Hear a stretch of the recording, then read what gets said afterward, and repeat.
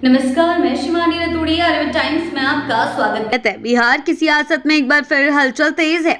जैसे जैसे विधानसभा चुनाव नजदीक आ रहे हैं, महागठबंधन में बैठकों, समीकरणों और रणनीति की चहल पहल बढ़ गई है। अब जबकि चुनावी बिगुल बजने में ज्यादा समय नहीं बचा है, सीट शेयरिंग और मुख्यमंत्री पद के चेहरे को लेकर महागठबंधन के घटक दलों के बीच रस्साकसी और तेज हो गई है। इस बार सिर्फ सीटों की संख्या नहीं, बल्कि कौन कितना बड़ा है यह तय करने की जंग भी समांतर चल रही है। सूत्रों के अनुसार महागठबंधन की सबसे बड़ी घटक पार्टी राष्ट्रीय जनता दल ने 17 अप्रैल को पटना में सभी सहयोगी दलों की एक अहम बैठक बुलाई है। यह बैठक इस लिहाज से बेहद अहम मानी जा रही है क्योंकि इसमें सीटों के बंटवारे से लेकर रणनीति, गठजोड़ और चुनावी एजेंडे पर निर्णायक मंथन हो सकता है। लेकिन इससे पहले 15 अप्रैल को दिल्ली में कांग्रेस अध्यक्ष मल्लिकार्जुन खड़गे और तेजस्वी यादव के बीच एक उच्च स्तरीय बैठक संभावित है। यही बैठक तय करेगी कि महागठबंधन किस दिशा में आगे बढ़ेगा।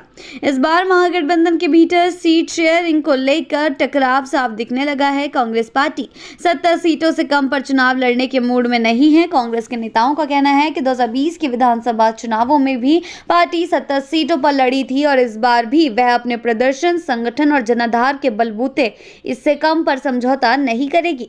इसके अलावा कांग्रेस नेतृत्व इस बात पर अड़ा हुआ है कि मुख्यमंत्री का चेहरा चुनाव परिणाम आने के बाद तय किया जाना चाहिए। यानी पार्टी तेजस्वी यादव को पहले से सीएम कैंडिडेट मानने के पक्ष में नहीं है। राजद इस मुद्दे पर बिल्कुल स्पष्ट। तेजस्वी यादव को पहले ही पार्टी की ओर से मुख्यमंत्री पद का चेहरा घोषित किया जा चुका है। तेजस्वी खुद कई बार सार्वजनिक मंचों से यह दोहरा चुके कि वे महागठबंधन की ओर से मुख्यमंत्री पद के उम्मीदवार हैं। राजद का दावा है कि वे राज्य की सबसे बड़ी विपक्षी पार्टी है और सबसे ज्यादा जनाधार उसके पास है, लिहाजा स्वाभाविक रूप से नेतृत्व का दायित्व भी उसी का होना चाहिए। पार्टी 180 से 190 सीटों पर चुनाव लड़ने की तैयारी में है। उधर वाम दलों की मांग भी कम नहीं है। सीपीआई, सीपीएम और माले जैसे दलों ने मिलकर कम से कम 50 से 60 सीटों पर दावा किया है। वे ये भी कह रहे हैं कि पिछले विधानसभा चुनाव में जिन सीटों पर उन्होंने अच्छा प्रदर्शन किया था या जीत दर्ज की थी, उन्हें दोहराया जाना चाहिए। इन दलों का मानना है कि महागठबंधन की ताकत सिर्फ एक या दो दल नहीं, बल्कि इसमें शामिल हर घटक बराबरी का साझेदार है। वीआईपी पार्टी के मुखिया मुकेश सहनी ने भी अपनी राजनीतिक जमीन को मजबूत करने के लिए 60 सीटों पर दावेदारी ठोकी है।